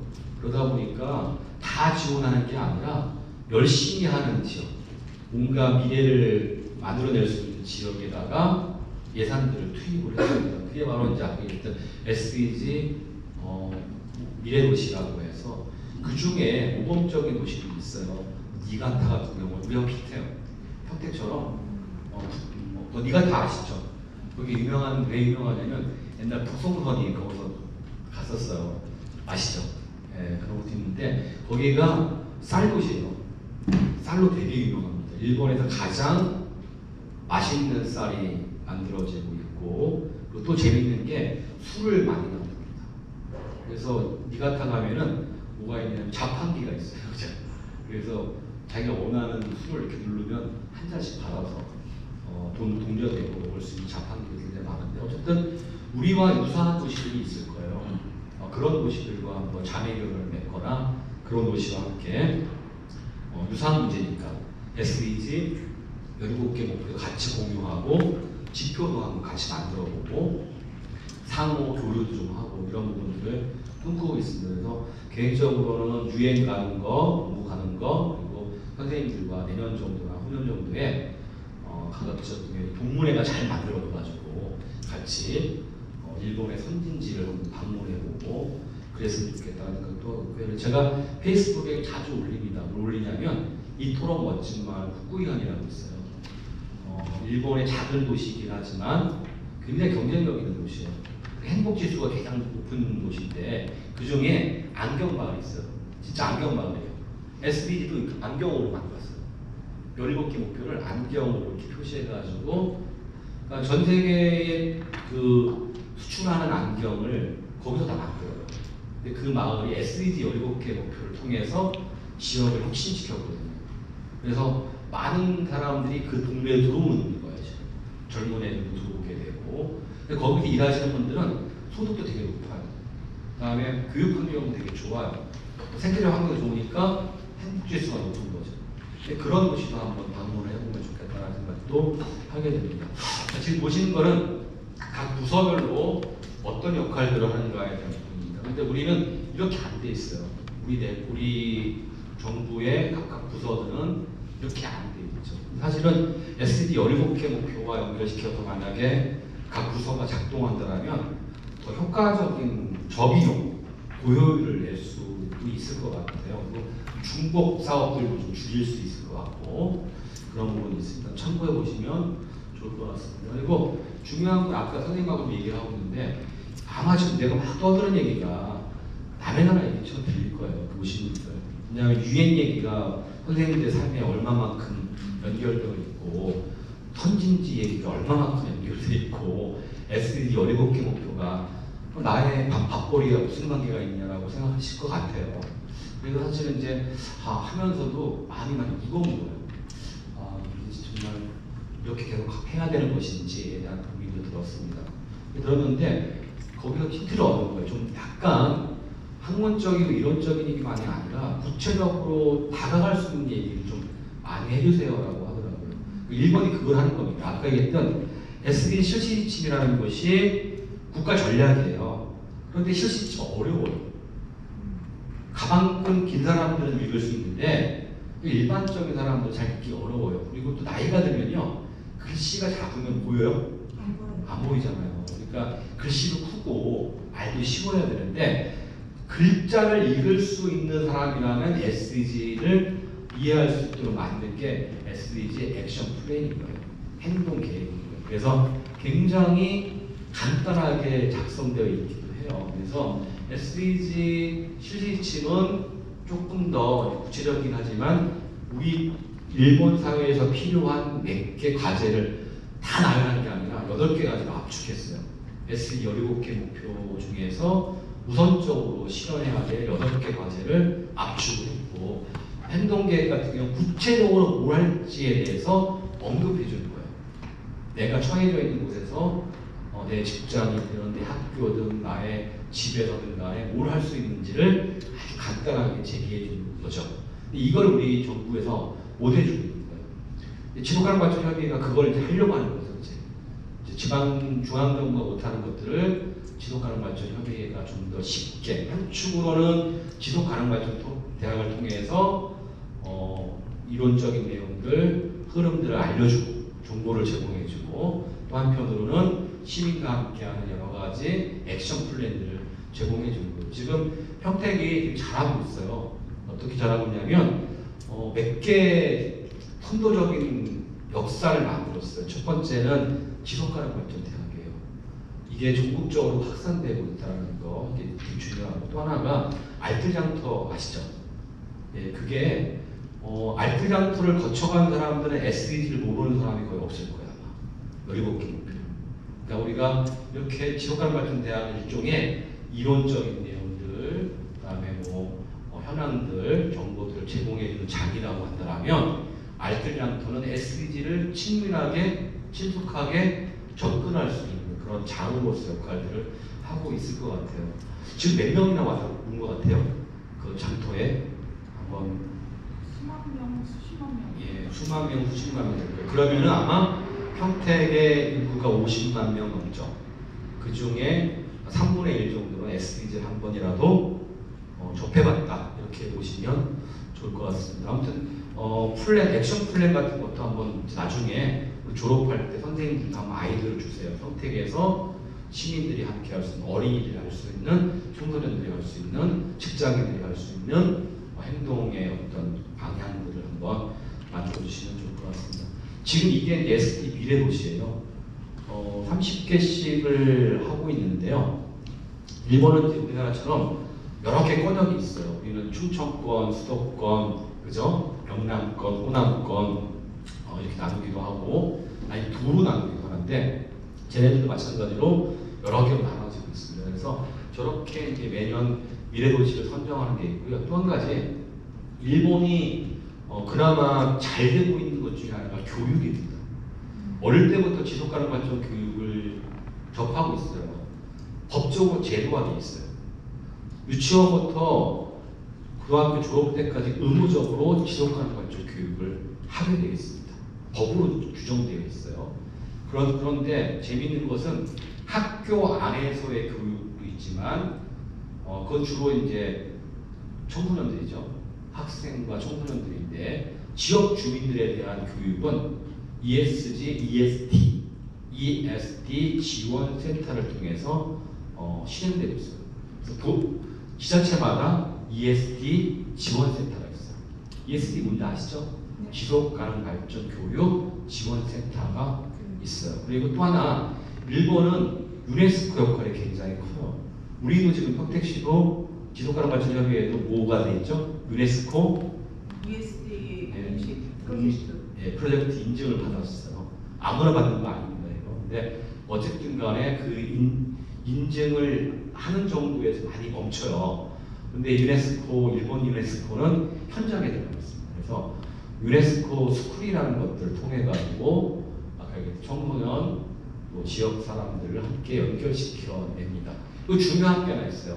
이 교육 자체가 단순하게 지속가능 발전만 교육시킨 게 아니라 내재적 발전이라는 기치를 둬요. 내재적 발전. 발전을 외부의 것을 끌어와가지고 하는 거라든지, 외형 있잖아요. 뭐 외부에 돈 받아가지고 공장 세우고, 뭐 발전소 세우고, 뭐 이런 것들이 아니라 지역 차원에서의 어떤 환경적, 사회적, 교육적 인프라를 만들어내는데 초점을 두는 거예요. 그래서 지역 경쟁력을 어떻게 강화할 것인가, 자기 지역의 정체성, 이런 것들을 어떻게 강화할 것인가, 또 지역의 인재를 어떻게 발굴할 것인가, 그래서 정주의식을 더 높일 것인가에 대한 문제, 외형적인 건물 짓기 이런 것들이 아니라 내용적인 차원에서의 어떤 변화의 혁신의 어떤 시도 이런 것들을 하고 있다는 거 참고해 보시면 좋을 것 같습니다. 소세이어티 5.0이에요. 이것도 저는 갖고 와야 된다고 생각해요. 왜냐하면은 지속가능 발전이 기존의 급진적 생태주의하고 다른 게 있어요. 예를 들어서 심층 생태주의라는 게 있고, 그 다음에 사회 생태주의가 있고, 마르크스주의 생태주의가 있어요. 급진적인 거예요. 근데 얘네들이 좀 갖고 있는 공통점이 뭐냐면 과거로 회귀해요. 많이. 전통으로 회귀하거나 농경사회를 굉장히 많이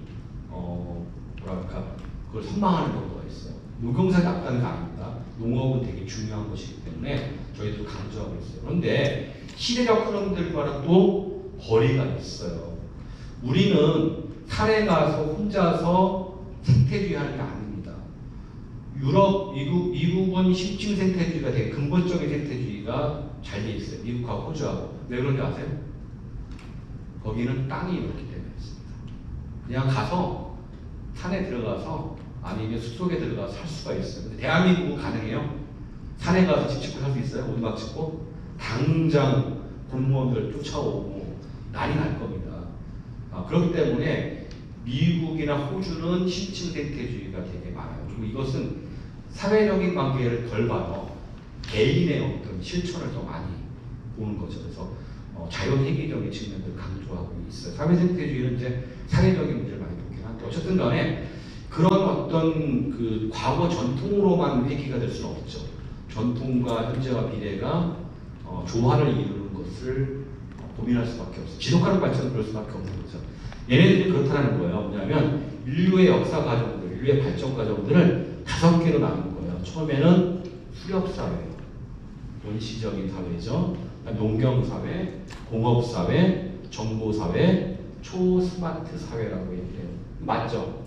우리도 이것과 유사하게 흐름들을 가져왔잖아요. 그래서 지금 우리가 얘기하는 게 몇 차? 4차 산업혁명이라고 얘기하죠. 고전에 뭐 있었냐면 정보화 혁명이 있었어요. 정보화 혁명을 연결시키면서 4차 산업혁명 시대로 갔죠. 이 시대는 뭐죠? AI죠. 인공지능 시대라고 할 수도 있어요. 근데 어쨌든 간에 그 시대에 맞는 지속가능 발전 전략을 또 만들어낼 필요가 있는 거죠. 왜? 19번 목표를 생각하시면 돼요. 자, 지속가능 발전 17개 목표 중에서 제가 제일 강조하는 게 저는 환경주의적 발전 갖고 있지만 8번 목표를 굉장히 중요하다고 얘기했어요. 8번 목표 뭐죠? 양질의 일자리와 경제 성장. 이게 안 되면은 나머지 환경이나 사회적 교육적인 문제, 빈곤 문제 해결이 안 됩니다. 그리고 왜 9번 목표를 강조할 거예요? 산업혁신과 인프라 구축이에요. 우리가 지금 농업만 가지고는 못 살아요. 그렇죠? 다 그렇게 되면은 굉장히 또 어려워질 수 있어요. 물론 삶의 가치를 어디에 두는가에 따라 달라질 수 있죠. 농사짓고 사는 삶은 아주 행복한 삶으로 생각하면 행복지수가 높아질 수가 있겠지만 지금은 그렇게 모든 사람들이 그렇게 살 수는 없다는 거죠. 그러니까 시대에 적응하지 않으면 가난을 벗어날 수 없고 가난을 못 벗어나면 환경 문제 해결 못합니다. 보건복지, 웰빙 해결할 수가 없고 빈곤 문제 해결할 수가 없어요. 기후위기도 마찬가지로 다 돈 들어가는 겁니다. 해양 생태계 보호하려면 다 그거 돈 들어가는 겁니다. 플라스틱 제거해야 되죠. 또 핵 오염수 막아야 되죠. 오동오버 해야 되죠. 다 뭐냐면 돈입니다. 돈과 관련된 문제이기 때문에 분리할 수 없어요. 일본 애들은 그래서 소사이어티 5.0 시대에 맞는 대응들을 SDG를 하자는 거였어요. 그게 바로 지금 나와 있는 이런 내용들이다라는 거예요. 경제 발전과 사회적인 문제를 함께 풀어나가는데 여기서 중요한 게 뭐냐면 로봇, 인공지능, 빅데이터, 첨단 기술을 부정하는 게 아니에요. 지속가능 발전 목표는 이것들을 부정하지 않습니다. 그래서 여러분들 SDG 2030 지속가능 발전 의제를 보시면은 과학기술의 혁신이 갖는 의미를 굉장히 강조해요. 과학기술이 한편으로 인류를 망칠 수도 있지만 과학기술을 제대로 민주적으로 통제할 경우에 과학기술은 또 인류 진보에 환경 위기 해결에 도움이 될 수 있다라는 그런 입장에 서 있다는 겁니다. 이게 물론 급진생태주의자들한테는 비판받을 수 있고 또 논쟁의 소지가 있을 수 있지만 한번 고민해 보시면 좋을 것 같습니다. 이게 바로 ESG 경영하고도 연결됩니다. 일본은 SDG 경영을 이야기하는데 소사의 도전령이 바로 ESG 경영과 연결된다. SD 경영과 연결된다는 거고요. 지금 보시는 거는 지자체 차원에서 SDG의 시스템 구축 문제예요. 이건 일본 사례들을 조금 우리가 관찰해서 장기적으로 평택시에서도 이런 시스템들을 구축해보면 좋겠다는 거고요. 마지막입니다. 제가 제일 고민스러운 것 중에 하나가 이거예요. 우리들은 열심히 하고 있지만 실제적으로 SDG를 많이 전파할 수 있고 안정적으로 유포할 수 있는 사람들이 소상공인입니다. 제가 가게를 하시는 분들 이런 분들이 굉장히 중요해요. 중소기업을 하시는 분들 또 다시 말씀드리면 시내에서 동네에서 가게 크고 작은 가게를 운영하시는 분들이 제일 오랫동안 지역이 있어요. 사실은 그 화이트 클라들은 대부분 평택에서 일 안 합니다. 어떻게 하죠? 잠만 잡니다. 베드타운이에요, 사실. 그런 사람들은 수원이나 서울이나 이런 쪽에 남자들 직장만 갔다가 집으로 와서 자는 정도고 실제 일상적으로 지역 주민들과 소통하고 호흡하고 있는 사람들은 어쨌든 소상공인들이 많습니다. 그래서 이분들에 대한 지원들을 해야 되는데 SDG든 ESG든 모든 간에 강제로 하거나 이것을 의무화시키면 다 타락하게 되어 있습니다. 그렇죠? 인간이 갖고 있는 속성이 자율성이 있고 자유를 좋아하고 자유에 대한 어떤 욕망들이 있기 때문에 강제할 수는 없습니다. 그래서 인센티브 제도를 굉장히 많이 줘야 되는 측면이 있는데 지금 보시는 나가면 지원 제도라든지 그다음에 오키나와현 지원 시스템, 오키나와현 파트너 시스템 이런 것들은 다 뭐냐면 중소상공인들이나 또 기업들이 지역사회 SDG 활동을 전제로 한 문제를 했을 때 주는 인센티브 제도입니다. 이런 부분들을 지방정부도 한번 고민을 해보면 어떨까 이런 생각을 하면서 오늘 강의를 마치도록 하겠습니다. 네, 수고하셨습니다. 바로 질의응답 들어가셔도 될 것 같습니다. 허범 선생님 지난주에 선물 드리고 박수 부탁드릴게요.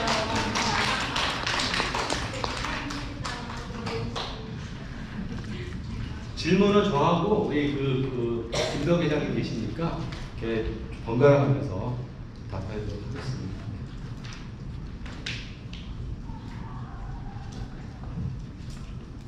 질문 별로 없죠? 자, 그러면요. 김덕 회장님이 사실은 큰 일을 많이 하십니다. 지금 큰 역할을 하세요. 농업 먹거리 문제, 로컬 푸드 문제, 경기도 관련해서 사실은 지속가능발전협의회도 굉장히 중요한 직책을 맡고 계시고 또 경기도에 있는 31개인가요?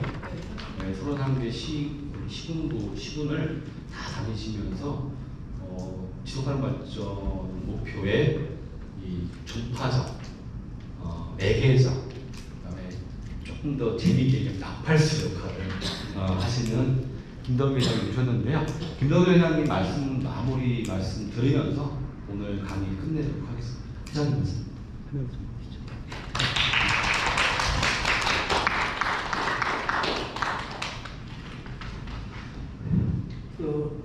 준비는 전혀 안 돼 있는데 마이크를 줘도 뭔가 얘기를 해야 될 것 같은데 사실 경기지속협에서 제가 공동회장을 맡고 있어요. 우리 평택시도 여러분들 우리 기구가 어떻게 되어 있는지 자세히 모르시겠지만 우리도 공동회장 체계거든요. 아까 이제 우리 이창훈 교수 얘기했던 것처럼 SDG가 그전하고 바뀌고 변화하는 내용 중에 내용적으로 큰 거는 많은 이해 당사자들이 다 같이 동의하고 합의한, 그래서 누구도 소외되지 않는 이런 얘기를 했잖아요. 그래서 예전에는 그냥 우리 지속협 회장 한 사람이 그냥 대표를 맡았었는데 가능한 우리가 이 지역을 대표하는 그룹들이 다 들어오자 해서 행정에서는 부시장님이 공동회장이에요. 그 다음에 교육계에서는 교육장님이 부시장이에요. 그 다음에 경제 영역에서도 누군가가 와야 된다 해서 상공회의소 회장님이 공동회장이 있어요. 그리고 지역사회는 여성과 남성이 있잖아요. 근데 여성은 항상 고위직에 가면 없어져 버려요. 똑같이 취직을 했는데 나중에 임원되고 하는 건 여성이 없어져 버려요. 그래서 여성계 대표도 우리가 한 명이 공동회장이 있고요. 그 다음에 평택 시민사회 전체를 대변하는 사람으로 YMCA 사무총장님이 공동회장으로 있어요. 그리고 우리 이제 회원들 중에 선거로 뽑힌 제가 공동회장 중에 이제 상임회장을 하는 거예요. 그러니까 공동회장님이 6분이나 되는 거죠. 저까지 보면 7분이 되는 거죠. 이렇게 해서 이제 운영을 하고 있는데, 사실 저는 이제 우리 지석협이 여러 가지 굉장히 의미 있는 일을 아까 몇 가지 한다고 얘기를 했는데, 좀 저는 부족한 부분이 아직 많다고 생각을 하거든요. 2015년도에 그 지속가능 발전 목표가 세워지고 세계 아까 유엔에서 우리 평택은 굉장히 빠르게 이창 교수나 이현 교수 이런 분들, 그 다음에 전임 회장님이 야 이거 빨리 우리 체계 도입하자 해서 우리 이름도 어떻게 보면 정부에서 굉장히 빨리 바꿨고요. 이 지속대학도 그래서 이거를 우리 회원들부터 빨리 공부를 하자 하면서 1기 지속대학을 만들고 지금 여러분들이 지금 몇 기? 8기 벌써 8년째 하고 있는데요. 저는 1기부터 8기, 1기부터 7기까지 왔던 분들 최소한 평균 30명씩만 잡아도 210명, 여러분들까지 포함해서 240명. 이분들이 근데 우리 아까 이제 이은 교수, 이창 교수님이 우리 내재적 발전 이런 얘기 하잖아요. 저는 우리 내부에 저는 정말 훌륭하고 좋은 분들이 많이 있을 것 같거든요. 그래서 이제 앞으로 여러분들이 그 활동의 중심이 되고 핵심이 됐으면 좋겠다. 그러면은 제가 볼 때는 잘 나간다고 얘기하고 있는 지역들, 수원이라든지 뭐 여러 도시들이 몇 군데 있는데 이런 도시들보다 우리 내재적 우리의 자원을 가지고 우리의 특성에 맞는 활동들이 저는 많이 만들어질 것 같아요. 몇 차례 얘기를 드렸던 것처럼 평택이 이제 올 하반기에 지속가능 발전 세부 목표 플러스 지표 개발을 하는 용역을 주게 될 텐데요. 그 용역이 내년 초쯤에는 나오게 될 거거든요. 그러면은 아까 이제 이창 교수님 얘기 속에 우리도 이제 17개의 목표가 있고 세부 목표를 3, 40개 정하고 그리고 3, 40개의 세부 목표마다 어떤 거를 우리 평택시는 지향할 건지 목표 지정을 할 건지 지표를 만들게 될 거란 말이에요. 만약 가난이다 이러면은 차상위 계층의 수를 몇 년간 몇 프로 줄인다라든지 이런 목표를 만들게 될 텐데 이 목표를 내가 관심 있는 분야에 여러분들이 적극 참여를 하셔야 돼요. 그래서 그 목표를 모니터링하는 과정들도 있을 거고 그 목표를 만들어 놓고 그게 왜 빨리 안 가는지 또는 이게 왜 자꾸 목표가 세워졌지만 후퇴하는지 이런 걸 시민들의 목소리로 얘기하고 같이 참여를 하셔야 되는데 그런 힘을 갖고 있는 사람은 제가 볼 때는 이런 대학을 졸업하고 준비한 분들이라고 생각을 해요. 그래서 그동안 1기부터 7기까지 나오신 분들은 우리가 뭘 해야 되지 고민만 해왔었는데 요번 여러분들은 어떻게 보면 내년에 바로 우리가 추진하고 있는 지속가능 발전 목표와 방향들에 대한 내용들을 구체적으로 여러분들이 들어가서 확인하고 실천할 수 있는 이 좋은 기회를 먼저 갖는 거 아닌가 싶어서 내년에는 그런 프로그램 여러분들이 좀 많이 참여해 줬으면 좋겠다 생각을 해요. 다른 도시 같은 경우 특히 이제 굉장히 빨리 진행했던 수원 같은 경우는 아까 이창 교수님이 말씀하셨던 것 중에 17개 목표를 아까 어디 나가노 회원이라고 그랬나요? 아니요. 아까 일본이 이제 실천 지침 중에 먼저 추진해야 될 과제 8개를 이렇게 쭉 정리했던 것처럼 수원시 같은 경우는 17개 목표를 이렇게 통합해가지고 한 10개 목표를 만들고 그 10개 목표마다 매년 시민과 행정이 함께 한 3-4차례 논의하는 자리를 만들어서 수원시가 그거를 얼마나 잘 추진하고 있는지를 같이 토론하고 그다음에 그 지표가 어떻게 변해나가는지를 확인하는 이런 작업들을 하고 있거든요. 그래서 우리도 그런 것들에 대한 고민들을 한번 어떤 방식으로 할지, 수원을 따라가자는 얘기가 아니라 어떤 방식으로 할지에 대해서 이제 의견을 모으는 자리들이 여러분들이 좀 같이 많이 참여를 했으면 좋겠어요. 근데 좀 아쉽고 서운한 건 아까도 이제 이창 교수님이 유럽의 사례라든지 일본의 사례라든지 이런 걸 보면은 화가 나기도 한다고 얘기하시는데 우리도 마찬가지인 것 같아요. 우리 지역 그러면 평택 지역도 마찬가지고 경기도 지역을 볼 때도 그렇고 경기도 지역의 31개 시군 중에 31개 시군이 다 이렇게 지속협이 있는 거 아니거든요. 그리고 굉장히 잘 나갔던 어떤 지속협의 지역이 시장님이 바뀌었다고 시장님이 예산을 다 없애버리는 경우도 있어요. 그러니까 이게 국가적으로 다는 지속가능 발전 기본법이라는 것도 있고 이 법에 의해서 조례를 만들고 우리 평택시도 그거에 따라서 지속가능 발전 기본 조례가 있어요. 그 조례에 의해서 지속가능 발전 협의회에 대한 지원을 할 수 있고 지속가능 발전 협의회는 시민들을 상대로 지속가능 발전 대학을 운영할 수 있고 그거를 시의 예산으로 지원해 주도록 조례에 다 만들어져 있는 거거든요. 그런데 어떤 시장이 전임 시장이 하는 거 보니까 이건 없애버렸으면 좋겠어요. 그래서 아예 예산을 없애버리는 데도 있어요. 특히 경기도에도 성남 같은데 그 전에 이재명 지사가 시장할 때부터 했던 건데 없애버려야 되겠습니다. 이런 일이 벌어지기도 하거든요. 근데 그런 것들이 안 되도록 하기 위한 거는 시민들의 자발적인 힘이 있어야지만 가능한 거죠. 그러니까 어떻게 보면 성남 같은 경우도 그동안 지속협이 잘 되고 잘 활동을 했었지만 시민과 직접적으로 연계한 많은 프로그램들보다는 자기 회원들 중심으로 활동이 됐기 때문에 그런 공격을 당했을 때 우리가 방어하거나 막아낼 힘이 없어질 수도 있는 거다 생각합니다. 그래서 그런 부분에서 이제 우리 지속협이 조금은 아직 그런 힘들이 약한 것 같아서 저는 이번에 졸업하시는 분들이 몇 분이 되실지는 모르겠지만 또 졸업을 못 하신다 하더라도 여러분들 관심 영역에 대한 우리가 계획들을 세우고 프로그램을 만들어서 소개를 해드리고 올 우리가 총회를 보통 12월 달에 하나요? 사무장님? 1월 달에 하나요? 총회를?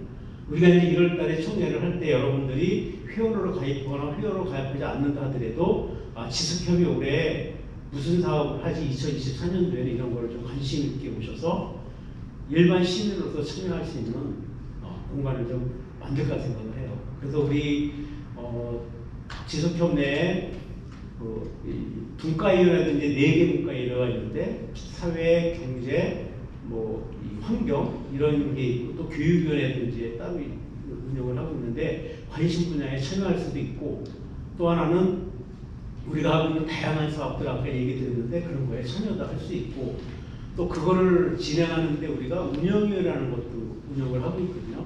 회원이 아니라 하더라도 운영위원회에 참여할 수 있는 프로그램도 있고 하기 때문에 여러분들이 다양한 방식으로 좀 참여를 했으면 좋겠어요.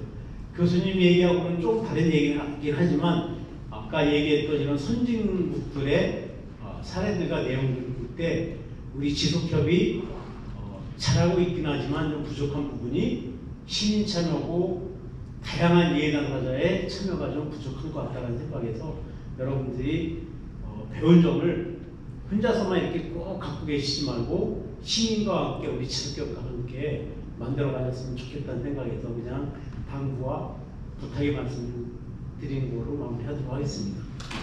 예배 시간 고생하셨습니다.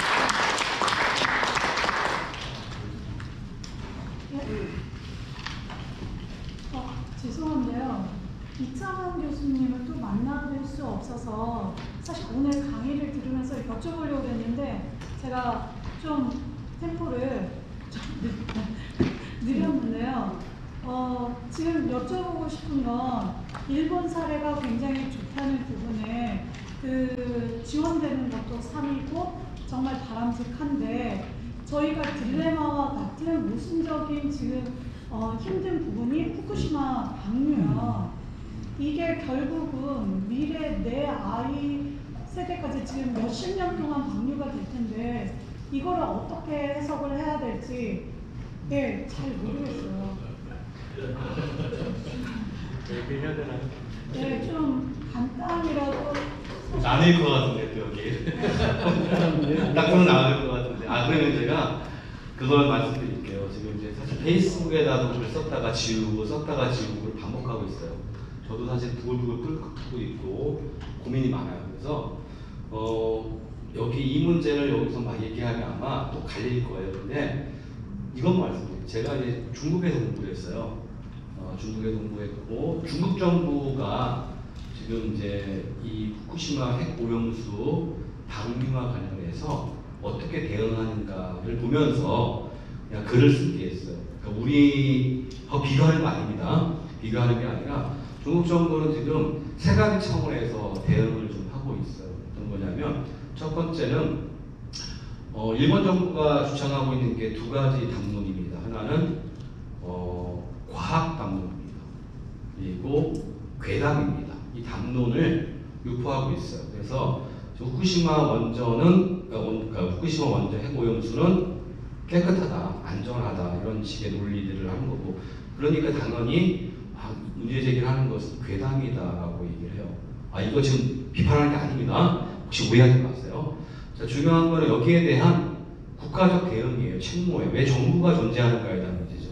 왜 정부가 존재하죠? 국민의 생존과 안전을 책임지는 게 중요한 존재의 의무잖아요. 그래서 거기에 대한 대응 차원에서 과학기술자들을 활용해요. 그쪽의 전문가들, 그 다음에 지식인들 통해서 일본이 오늘 이런 얘기를 했으면 거기에 대한 과학적 근거에 기반한 반론을 만들어줘요. 그래서 이제 그렇게 대응한다는 거고 두 번째의 대응 방식은 뭐냐면 국제 협약을 통해서 압박하는 거예요. 하나는 이제 IAEA가 있어요. 여기서 이야기하는 이제 결론들 하고 그걸 신뢰할 수 있겠는가 없겠는가에 대한 문제 지금 논쟁이에요. 왜냐면 IAEA가 사실은 환경단체는 아니잖아요. 그죠? 원자력 관련 기구인 거고 그리고 원자력 자본에 대한 이해관계를 대변하는 곳이기도 하고 또 이게 많은 부분 일본이 IAEA에 공을 많이 들여왔어요. 이런 부분들이 있기 때문에 결론을 그것을 노출하는 게 아니라 오히려 다른 협약이 있어요. 해양에 대한 투기, 오염물 투기와 관련한 금지 관련한 여러 가지 국제 협약이 있어요. 특히 런던 협약이라고 하는데 그 협약을 비롯해 여러 가지 협약을 통해서 압박하는 게 있어요. 명분상으로. 그러면서 한편으로 국제연대를 강화하는 거죠. 그래서 일본 정부가 압박을 받을 수 있도록. 그리고 마지막 세 번째 방식 중에 하나가 뭐냐면 실제적인 지금 30년을 저기 이제 방류해야 돼요. 오늘 끝난 게 아니거든요. 사람이 되게 순진하긴 하더라고요. 왜 순진하냐면 지금 방류했어요. 깨끗하다라는 거야. 당연하죠. 바보 아니겠어요? 후쿠시마 원전 도쿄전력이 오염되어 있는 원자봉이 녹아있는 물을 내겠어요 지금? 왜? 세계에 다 주목하고 있는데 희석을 시켜서 방류를 하겠죠. 그래서 지금은 안 나타날 거예요. 아마 지금 여러분들 해 먹어도 돼요. 지금요. 근데 나중에 문제죠. 30년 동안 매일 모니터링을 하는 게 아니잖아요. 우리가 상주하면서 모니터링을 해요? 아니라는 거죠. 그래서 어떨 때는 그 농도가 센 오염수가 나갈 수 있는 거고 아니면 어떤 때는 말 그대로 정상적인 원자로가 가동되고 나왔던 추출수를 수술해서 내보낼 수도 있는 거예요. 그건 아무도 몰라요. 그러니까 얘네들은 뭘 이제 얘기하냐면 실질적으로 30년 동안 방류를 하게 되는데 여기에 대한 실효성 있는 이제 방류 중단의 압박 수단을 쓰는 건데 그게 뭐였냐면 일본의 농식품, 그 다음에 수산물 전면 금지였죠. 이런 부분들이 이제 실효적인 이제 압박으로 간다라고 하는데 어쨌든 일본은 중국은 그렇게 한다는 거예요. 근데 우리는 이제 어떻게 하는지 잘 모르겠어요. 잘 모르겠고 어쨌든 간에 이 부분들의 판단은 조금 더 시민들이 봐야 되는데 중요한 거는 깨어있는 시민이 되게 중요해요. 그러니까 언론에서 얘기하는 것이나 정치인들이 얘기하는 것들이 아니라 실제적으로 정치인들이나 특정한 부분이 논쟁될 때는 늘 괴담이에요. 늘 괴담인데 그 괴담, 그래서 제가 처음에 강의할 때 그 얘기했어요. 지속가능 발전이라는 것은 현상이 아니라 본질을 보는 거예요. 예를 들어서 망치환다고 있잖아요. 기존의 어떤 이론들, 논리들, 주장들이 잘못될 수 있음을 깨우쳐 나가는 과정인 거죠. 의문에 붙이는 과정일 수 있어요. 그러니까 늘 의문에 붙이시면서 판단해 보시는 게 되게 중요하다는 생각이 드는데요. 어쨌든 공부를 많이 하긴 해야 될 것 같습니다. 공부를 많이 하시고 판단하시고, 저는 우리나라 정부를 어떻게 하는지 잘 모르겠습니다. 아마 이제 중국 정부가 그렇게 하고 있는데 그 부분들이 약간은 효과적일 수도 있겠다 싶은 생각은 듭니다. 됐습니다. 싸우지 마세요.